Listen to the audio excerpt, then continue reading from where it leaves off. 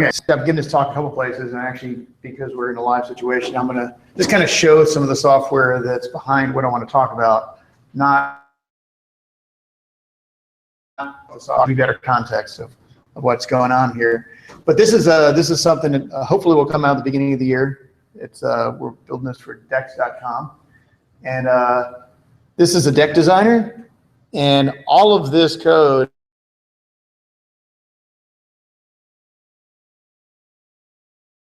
As you see, we're designing a deck. I can turn live JavaScript in the new joists are made. If it's long enough that it needs some kind of extra support, it does that. You can switch to a front view, and you'll see those. You can switch to a 3D view and see that. And this is all happening live, and JavaScript's happening right there in the canvas. I can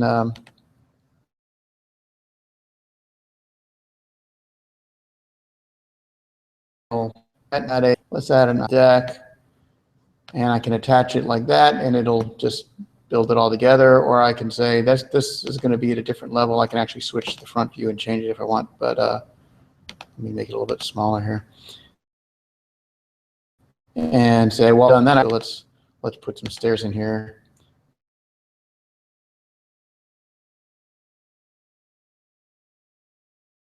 And when you're done,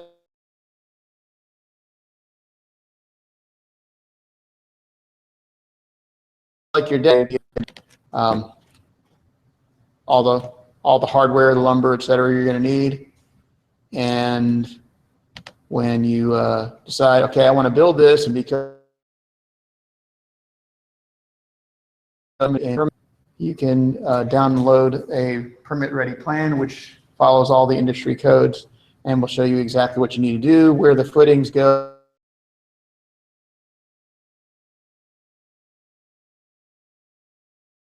This is built in JavaScript. How deep your footings need to be, etc. So now I want to switch and talk about how do you go about building something like that. So I guess I'll have to switch Google Hangouts for a second. So bear with me. That will be here. So I would guess that I would, first I actually want to switch my displays. Displays. Arrangement. Stop mirroring my displays. And we should be set up for that. And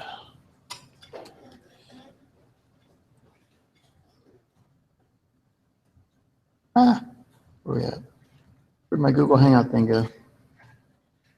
Was it up there? Ah, that's where it went.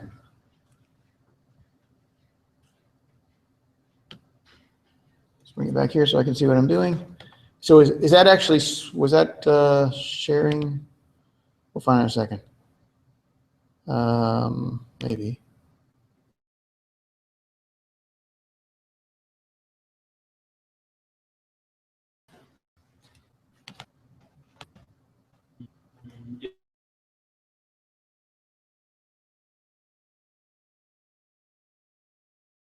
Screen.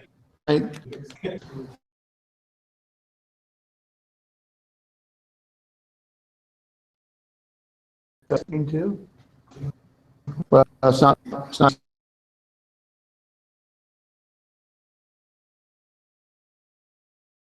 So now let me switch over here, and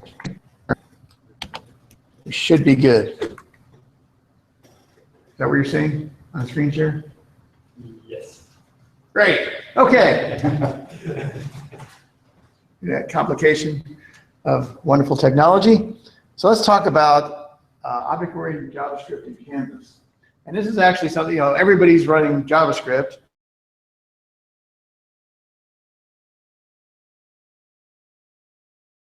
Is kind of in some ways actually JavaScript language with dynamic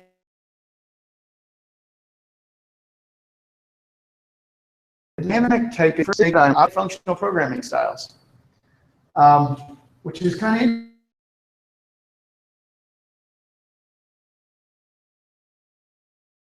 interesting. A lot of JavaScript, but it's kind of important. And if you're going to build a system that has any kind of, it's not just, what a lot of folks don't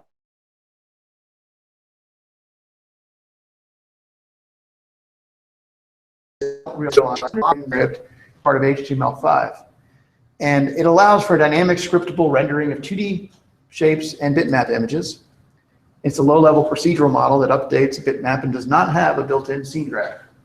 Okay, so basically what it is, this is the primitive about what a whole lot of other stuff is built on top of. Right? SVG is other things that are built on top of Canvas.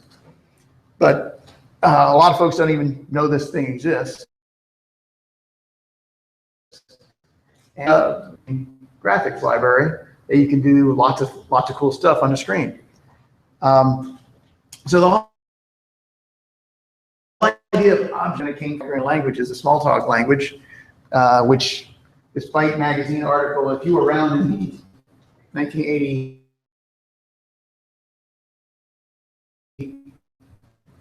years, everybody says E1 and programming was like that. And it took many, many years for people actually got it out of the labs. And actually, I was one of the first people that got to use Smalltalk for a commercial product. And during that time, I met these two guys, who some people know, Beck and Ward Cunningham.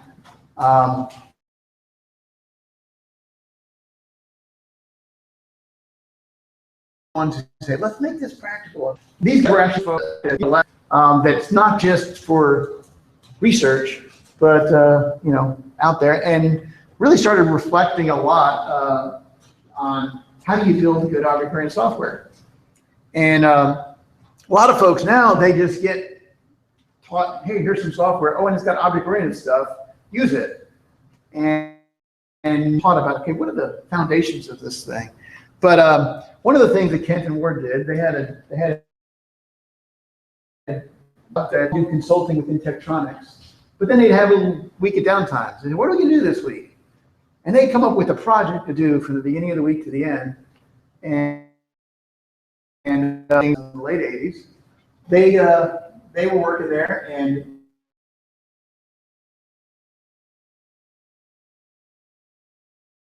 oh, this is the coolest thing. And you could never do this before with it.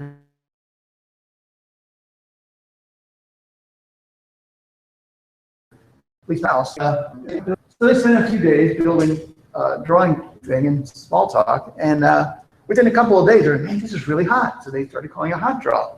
And then they started talking to people about how they built it. And Ward joined Auer Systems Corporation, which I was a part of in 1989. And what happened is he just kept, because they could build this thing in a week, it kept getting rebuilt in a new version of Smalltalk. Or somebody said, hey, you know, I wonder if you could build this in Java or whatever. So there's a lot of things out there. It was kind of a research project that became kind of a little cult following, I guess, in some ways. But you know, over time, a lot of different people did HotDraw. I did one in Java. I did several of them in Smalltalk, in different versions of Smalltalk early on. But one of the things that I found, I was always working in a place where I'm building software for people, not just for the fun of it. And I said, well, there's all kinds of ways that you want to do direct manipulation, right, of something.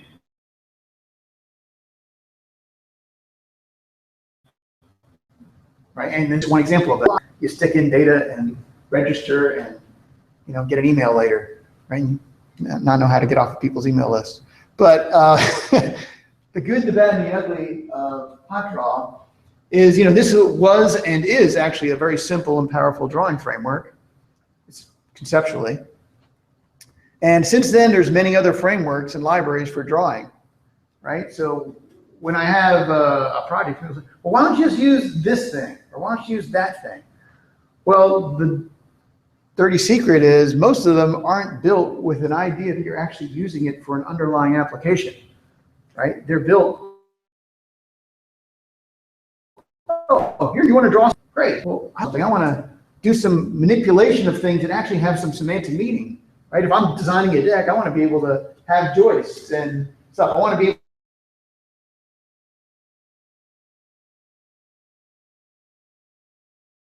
for direct manipulation of drawings outside the domain of drawing. And most of the drawing frames, so there's many about here. Cool, draw stuff, right? And of course, depending on the domain, the kind of things you want to draw are going to be different, right? So domain. And another thing is how do you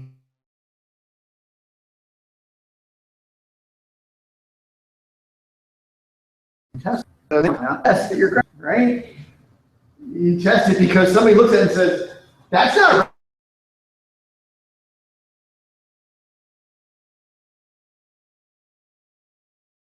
right. Regression test to make sure you break something.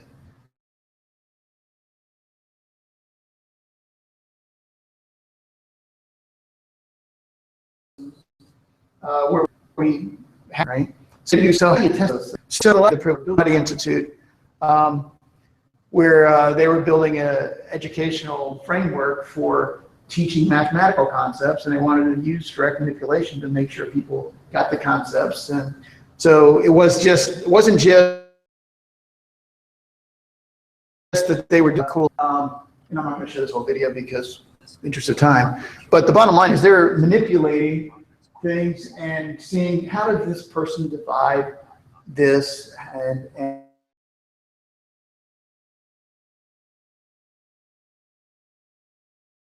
things might they need, right? So it's not just, hey, cool, I'm drawing a picture. And are they the kind of picture you're drawing? You got a problem to solve, right?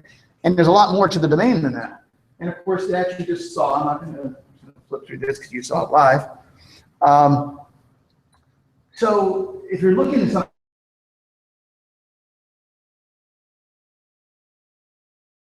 had to be the original CRC card diagram of HotDraw. And this is what he did in the 80s and wrote it down, right? And if you look at that, it's a very simple description. But you know what? We've moved since the 80s, right, to all the stuff we have today. Back in the 80s,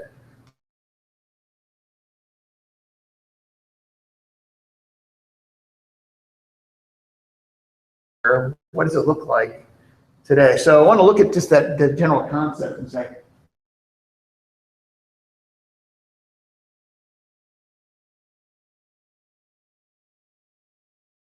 Or smartphone or whatever, right? You look at the drawing, and drawing is really a simple concept, right? It's in some ways it's the right, and this drawing just has a bunch of figures, and you can add and remove figures, and when you draw the drawing, it tells all the figures to draw themselves. Not real complicated, right? Take another.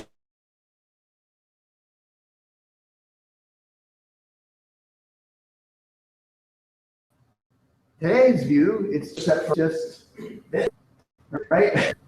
And with the drawing, look at, and this is an abbreviated HTML. This is a slim or something, a JADE file, right?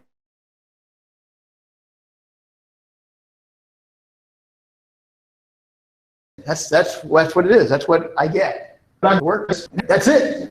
And then the controller, well, what would that look like? Something really simple, right? This is really the idea that you get a drawing, you get yourself a canvas, and when things happen, you tell it to draw. You tell the canvas to draw itself. You only tell the canvas to draw itself. You tell the drawing to draw itself.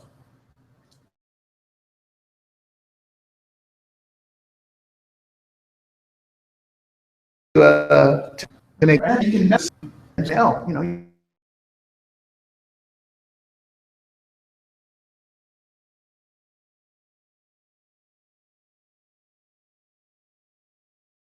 Look at that in a little while.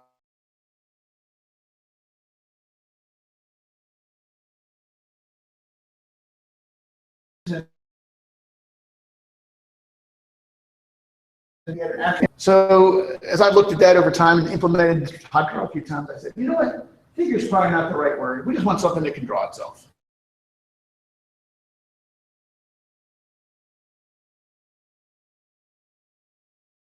Different ideas.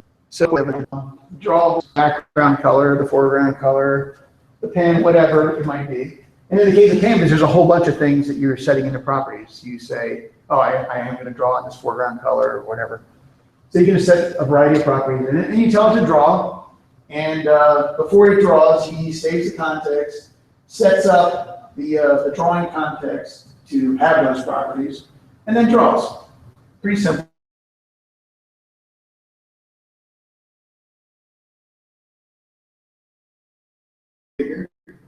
And a polygon figure just start saying this.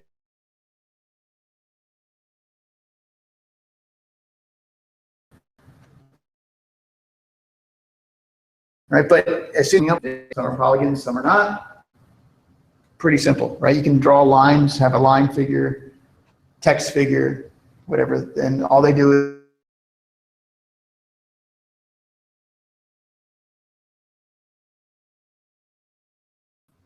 the controller collaborates with tools.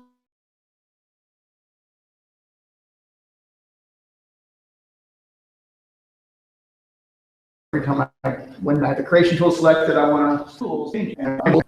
Or you might have a selection tool, and a selection tool would select a figure or whatever. So we actually did come up with a type for tool that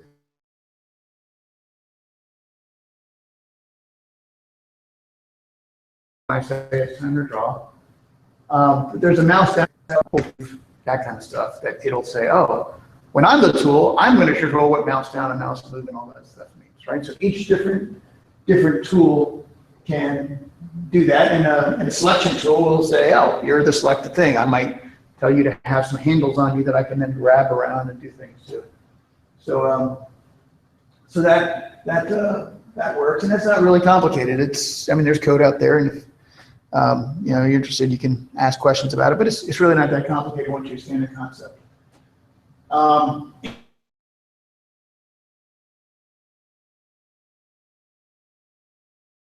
And when mouse move or mouse up or whatever, so you just pass that on to the tool. And the tool does your work. So you're basically setting the context of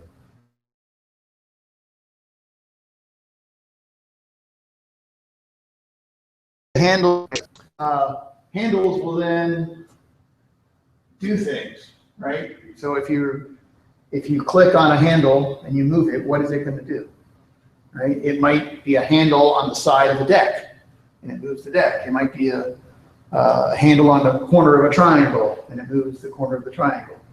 Right? So all these different things do the right thing to the underlying object. So as we look at that, finally, Word says,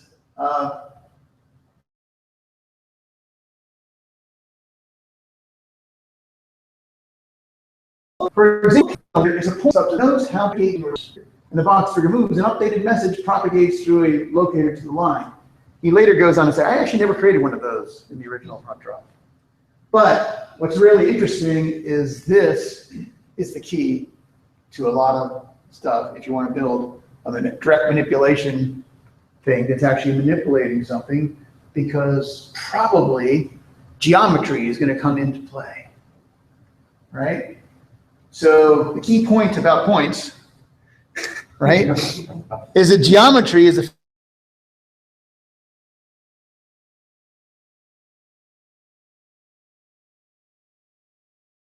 the foundation for all these things. It's the point in common with drawings of all sorts.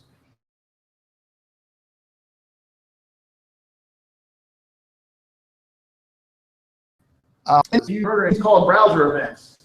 They are created for you, whether you want them to or not, right? And then somewhere in there, you'll find X's and Y's and things. Some of them will be meaningful to you, right? But there's stuff, but there's going to be X's and Y's in there, right? There's going to be geometric concepts in these things. You know, if you're doing something on a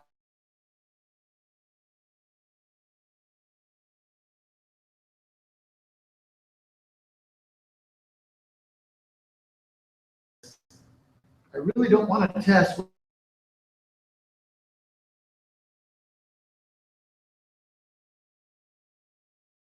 and this image that, but most of the time you don't want to do that. You just want to know that I'm expecting something to show up at this point, or I'm expecting, something, this point to get moved, right? I'm expecting something to move into your graphic space. That's really what you want to test, right? And if somewhere along the line that thing gets turned into something that shows up on the screen, you trust that those primitives are actually going to work. And when they don't, you Google Stack Overflow and you try to find out why not, right? So, but that's really the thing you want. So within that, let's talk about points a little bit more. And I'm going to use a play on word all this time. What's the point of self-encapsulation and lazy initialization? These are two concepts that a lot of folks don't even get, right? They've been using object-oriented languages, they do these kind of use them. So I want to talk about that a little bit, and you'll see how all of a sudden this thing, it looks really cool, all of a sudden, wow, this really makes sense. It's just like, if I use these concepts, right, I can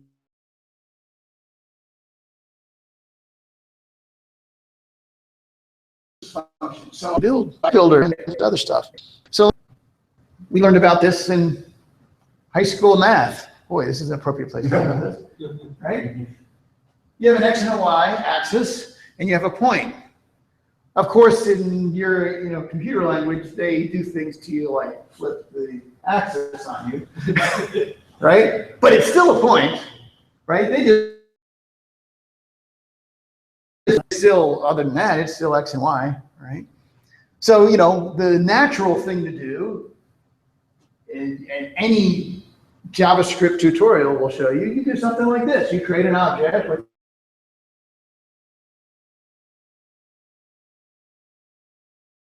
an X and a Y. And have a view. Well, the thing you possibly need is how to draw something there. So now I've got to, if I want to actually draw that point or represent, you draw a circle by drawing an arc.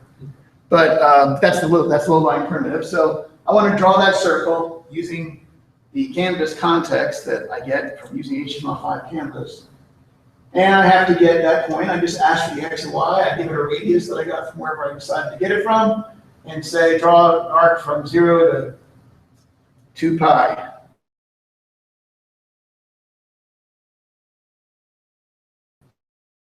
Right? And you say, and it will. This point is more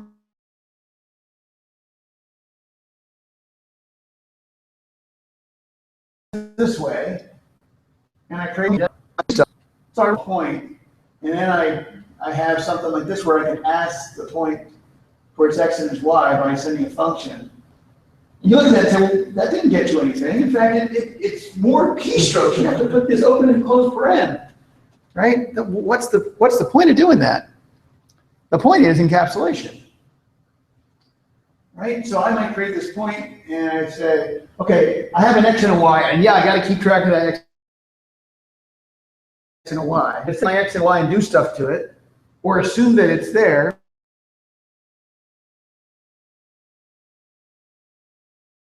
That people should learn. I'm going to have an object that has a bunch of properties, right? And in fact, a lot of your JavaScript tutorials are talking about objects as a bunch of properties, and every once in a while you throw a function in there, right? So I make this prototype for points, and I can create a function that returns X and Y. Again, it's like, well, why do that, right? What's the point?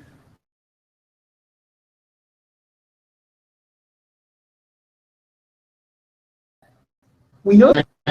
What if a polar coordinate?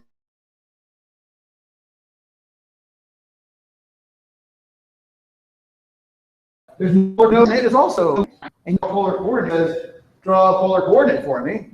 There's something that says, give me the X and Y you want to draw this at, right? So I have a polar coordinate, and I have an R and a theta. But I want to figure out what the X and the Y are in order to draw it, right? So now if I have two things I want to draw, I don't have to know whether it's a point or a polar coordinate. I just say, hey, call the X function and call the Y function, and it all works, right? Well, that's pretty simple. But yeah, do I really have just points and polar coordinates? No, it's actually way more complicated than that when you start thinking about stuff you want to build, I have an edge relative locator, right? I have an edge relative locator that says, I'm this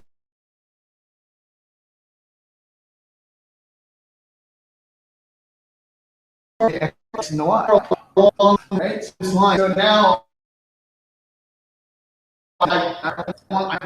you can realize, you start drawing this stuff, you start saying, man, this is really slow. I'm calculating X and Y's all over the place.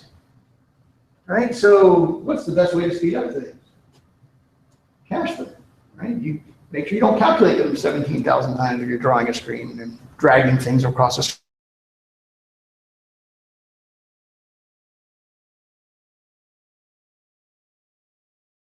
Right? The idea of lazy initialization says, oh, the first time I call X, if I have, right? So now, wait a minute, just something across the screen and everything that hasn't changed stays the same, and it's pretty fast. And you saw the stuff I dragged across the screen, that was all pretty fast, all in JavaScript.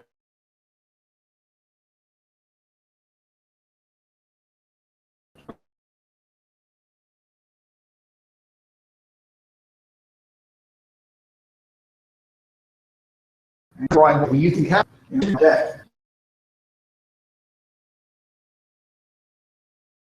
To give me an X. So initializers, and then we add lazy initialization, that gave me my speed. So I made it run, and I made it right, and that it was now a concept rather than somebody with properties. And now I've made it fast by lazy initialization.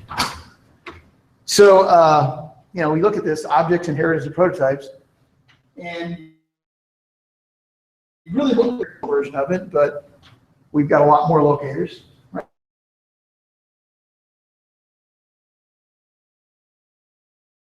Prototype or make it looks in all this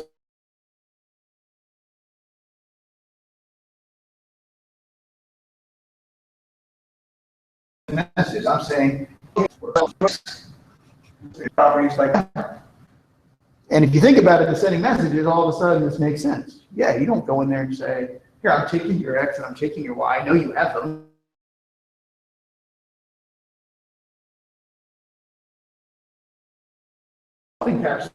This is selling this to myself.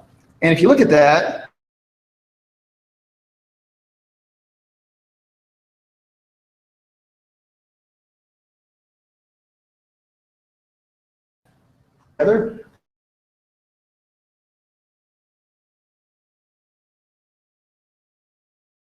cancellation, I'm assuming that that guy has a property. I want annotators to give me all that. So if instead I use self-encapsulation, I say, oh, well, when you're done, give me a point where these two X's have been added up. Or if I really want to get fancy,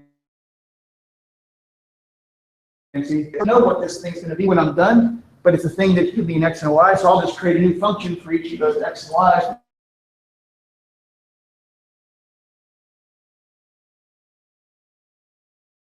Okay.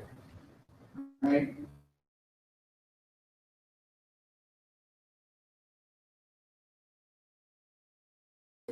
Building. So yeah, this is the next object, the next project. Right, edge intersection locators. Those are important. Where are these two? Right, edge relative locators, which is somewhere along some fixed amount along.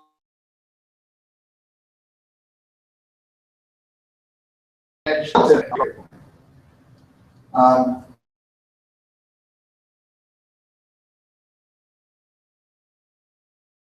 Next to it.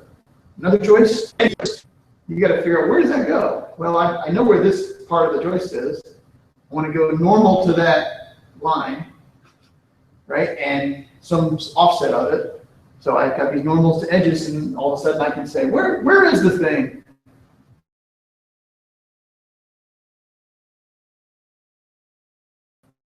Normal to the edge. Right? And of course, a simple point. Or polar coordinates, and relative locators. This thing is close to that thing, offset by an X and a Y. And then, of course, you know, we had to do the 3D part.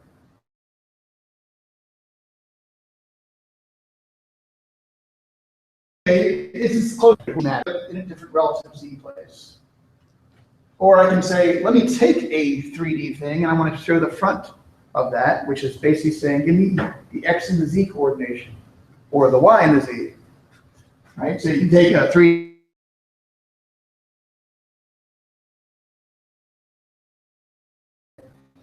So we can switch that around. 3D point, right? Locator. It's like, I'm getting my X from this, I'm getting my Y from that, and I'm getting my Z from the other thing. So we keep up with a lot of those things. And then, of course, you have these other geometric models, like an edge, right? Which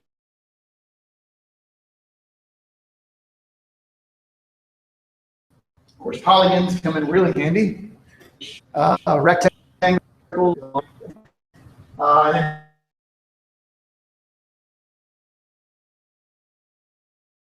Place. Polygon, you extrude it, now all of a sudden it's 3D.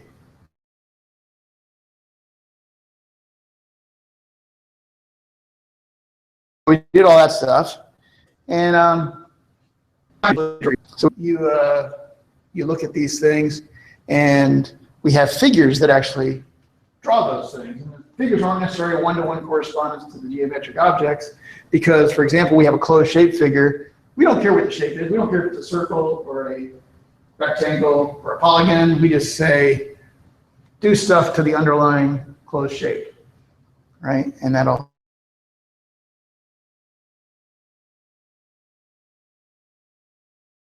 and those that'll work. But he knows there's something changed of itself. I don't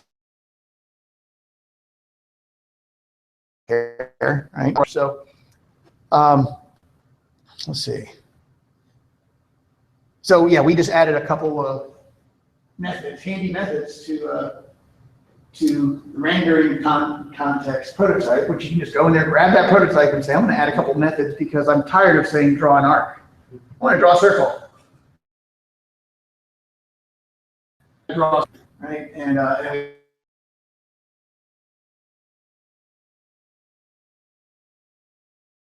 add that geometry to it as you need it. The circle thing. So anyway, the main model uses geometry, right? Deck frames are derived from n set of locators, which might be relative to some other reference locator, for example, the corner of a house.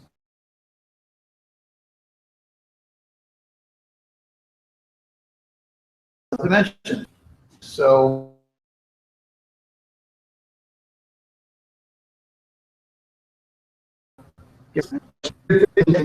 colors used 5 quarters, which is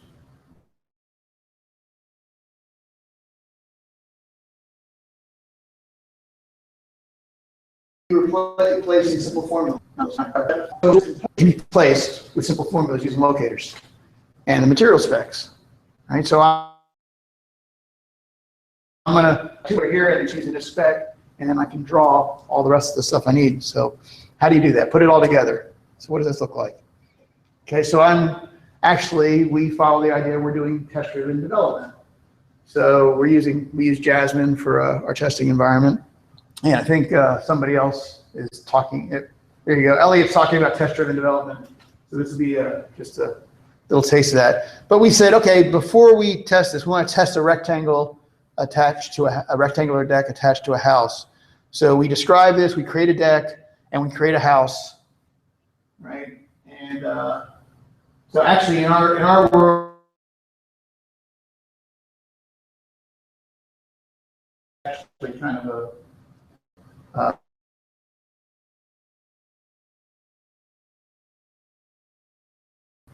designing a house, right?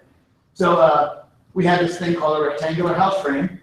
You give it a width and a height, and you just said, okay, we're assuming you have a boring house that's this rectangular. But it doesn't really matter right now, right? Because we're only adding it to one section of it. So your house could be very, doing something else, but we're just attached to the house. And so it creates this thing, and you give it and it creates a reference point 0, 0, because you're building a deck, you don't care exactly where your geospatial house is, you just care where the corner of the house is. So that's the origin for us. So we create that.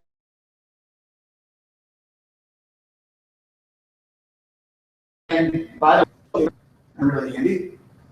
And I have a reference point. So by the way, guess what? If I want to move the house, I have to move one reference point, everything else moves. Right? That's kind of cool. So I create that frame, and we should have called it shape, but we called it frame. And so that happens when I created the house. And again, I have that reference point, and conceptually, this is what I have now. Right? The house is represented by 4 vertices, and now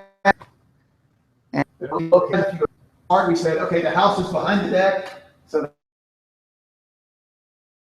the deck goes this way. But we basically create relative locators for that rectangular deck frame, right? He looks very similar, only different, but again, he's going in the opposite direction.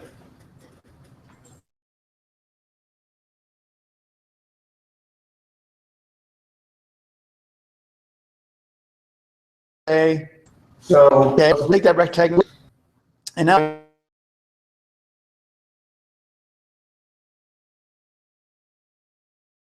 okay, so here's to move. That's what's happening, and we actually answer whether he moved or not. Because moving. So we do that, and lo and behold, conceptually, this is what happened. Right? I haven't drawn anything. Right? I'm not worrying about what. Right? So I now have those locators.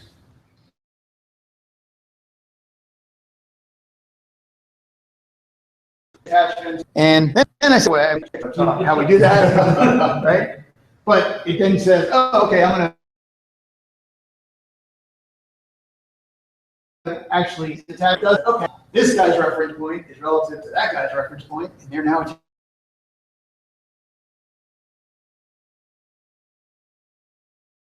right? So we look at all that, and that's what's happening down here.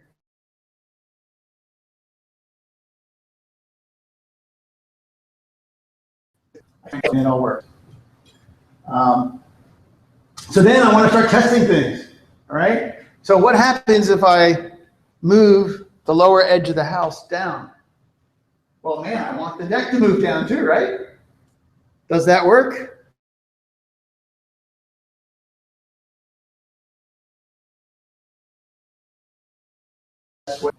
Right. Again, we haven't drawn a single thing.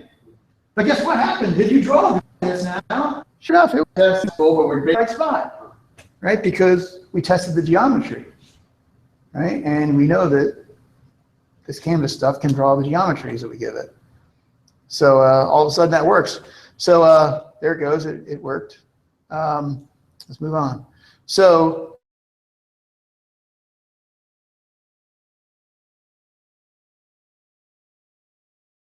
and start set up our house, and like that. And we have this thing called a control.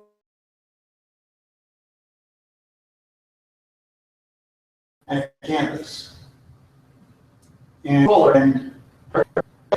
complicated, right? So it's really not. Let's see. So then we have this deck, right? This deck drawing. Remember we talked about HotDraw just has a drawing?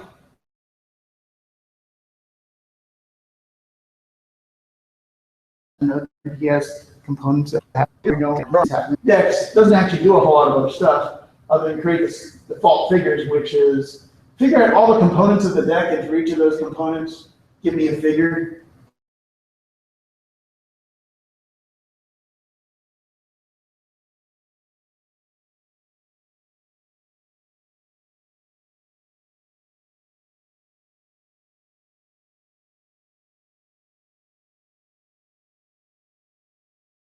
Right? On load, we go out and find the canvas that we care about.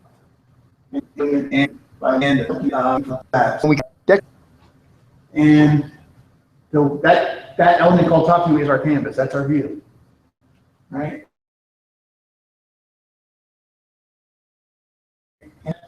Right. Create myself a deck, add it to the thing, right? And that's where I start with my deck view controller, and then tell the draw. So now he's off. Right, he's out. And that controller's now hanging out and can be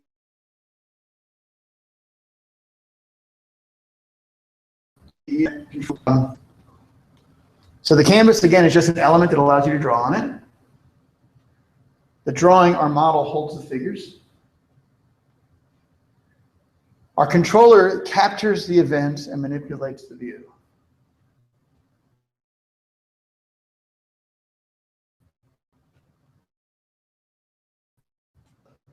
So let's look at what it does.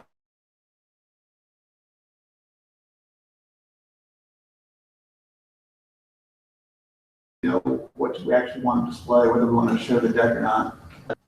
Visible.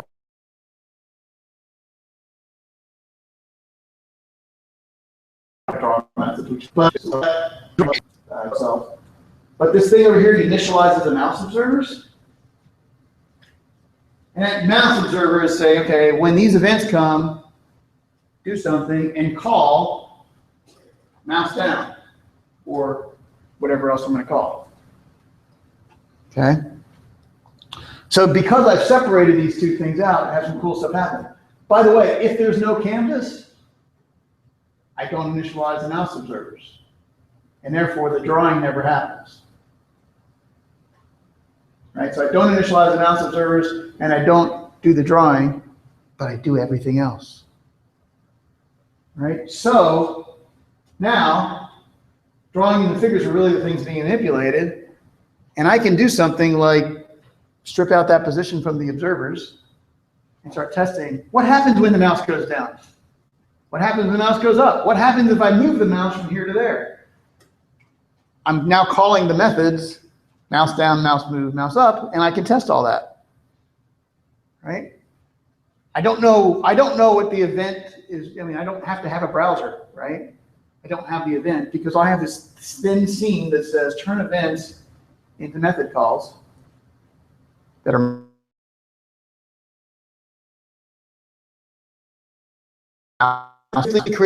mouse up, mouse whatever, and I can tell an element, and I test happen to events. Test my. I say, okay, make sure the active tool is there. That's pretty boring. But then I go to the active tool and say, okay, I have a selection tool. Suppose I have a drawing of a canvas out there, and the mouse goes down at a particular point. What happens? I can test that. Right? The mouse moves at a particular point. I can test that. Right? It happens on a handle. Somebody hits a handle. I can test that. So what happens if somebody gets the handle and moves it by a certain amount? Right? Where does that go? I can do all of that. So that's cool. So you might look at that and say, okay, great. So when are the bands and the joists and the surface boards and all that kind of stuff created? When the deck frame figure needs to draw them, because again, we use lazy initialization to create the figures. All right. So I do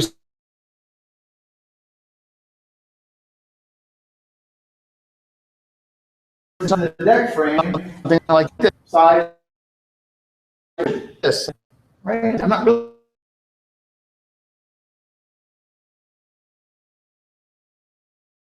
frame for its bands. I make a deck, right? But it's so we say, you know what? We just reshape the deck. And when reshaping the deck has the rules of, oh, if I'm this big, I need an extra band. If I'm this big, I need posts and beams. If I'm this big, I need this many joists. So we said, okay, great. Let's just get rid of those and start over because I just changed the size of this thing. We'll just start over. So as you saw me dragging those things, that's what it was doing. It was trashing the deck every time. You didn't know it was trashing the deck, right? Because all the deck had is a size, right? So I change it, rebuild all that stuff, use lazy initialization. And here's an example of that. Right, if I ask the deck frame for its bands, he's using lazy initialization. Right? If I have bands, if I don't have bands, go create them based on how big I am. Right? And he just creates a band in the middle of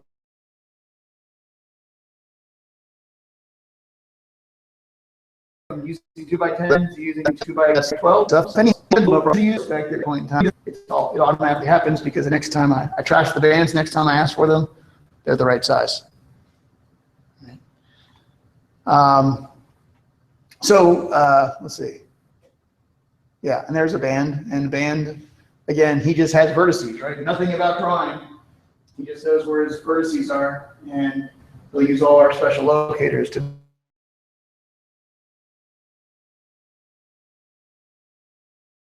make it happen. Materials are basically extruded polygons.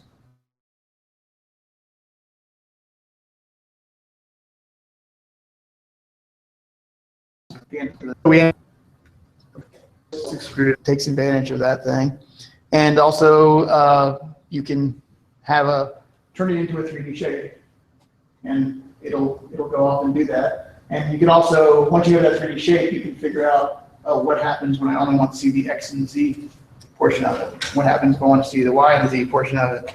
It all happens in one place, and it just magically happens, right? So when we're looking at this deck again, right? We said the house has several properties, including relative vertices, and the frame does too, right? Again, that frame does too. So how does it work? When I create that band, I'm starting out with those two locators, and I have a material spec, and I just create 4 normal to edge locators to figure out where the corners of the band are, right? And I can do the same thing with my joists, right? So when I have a joist, I start out by having 2 bands, and I say, okay, I want to start my joist in between those bands, so I calculate where those things are, and they just magically show up, right? So due to the lazy initialization, by the way, when I'm doing that and drawing that in 2D, there's no reason to ask for the 3D version.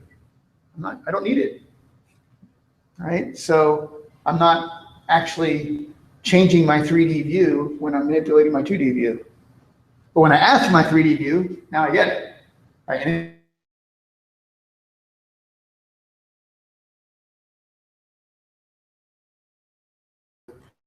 it'll top you create the 3D that I need, who to show on top of whom. The Z coordinate may have been, okay, this thing is actually attaching to a different spot, but again, I'm not doing it in 3D. I'm just saying that's where that Z is going to, that's where that board's going to go, a little bit lower. And once the material is located, 3D on demand.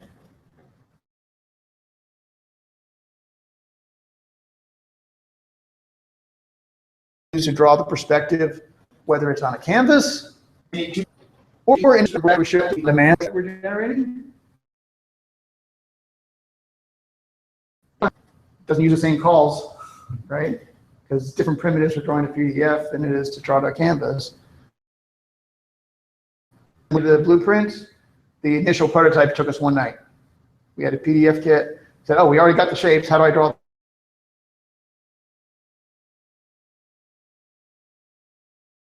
shapes? It was really simple. And then when we did the WebGL, same thing. Same shape, we added that, I think.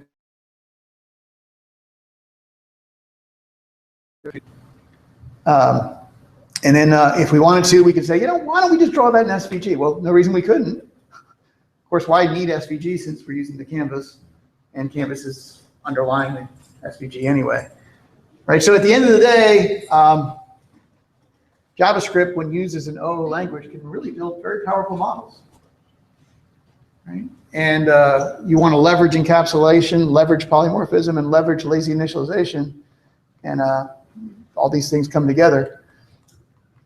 And if the geometric concepts are realized, models can be rendered in all kinds of ways, as we just pointed out.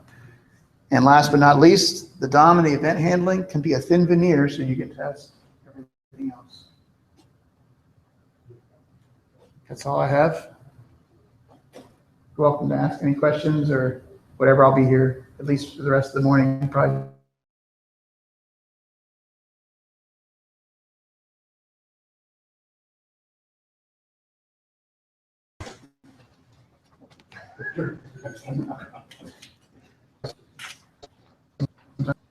Yeah. The timing is not necessarily as big a